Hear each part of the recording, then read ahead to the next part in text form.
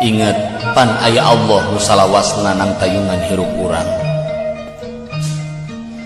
Dunya teu loba jiga batur tong hariwang jeung aral subaha. Mending lobakeun ibadah. Hirup di dunya mah kabeh ge moalilah. Keun jaga estu Allah bakal ngaganti ku kanikmatan nu taya bandinganana. Loba jalma nu disanjung pedah dunyana luyuh layah tapi hatena paciweuh jeung kasusah. Ati pabelit jeung urusan duit.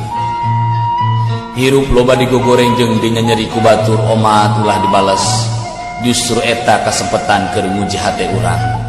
Rada nyelekit kanu ati mah jamak karana ge jalma hirup wajar mun ngarasakeun kanyeri ati. Pan ngeunahna sehat teh ku geus ngarasakeun gering. Rek kumaha ngarasa ngeunahna hate lamun teu ngarasakeun peurihna hate. Nyieun kahadean ge sing ati-ati, utamakeun kaikhlasan hate. Mun eueuh maksud ngajak batur kade, tong sagala hayang kanyahoan ku batur justru eta nu mawa cilaka. Geura deukeutan Allah ku jalan ibadah anu khusu. Geura beresan hate ku jalan loba nginget-nginget dosa. Geura lobakeun kahadean keur bekel jaga urang balik. Prak. Geura hitung umur etang yuswa ayeuna sabaraha taun. Geus loba amal keur bekel jaga di akhirat.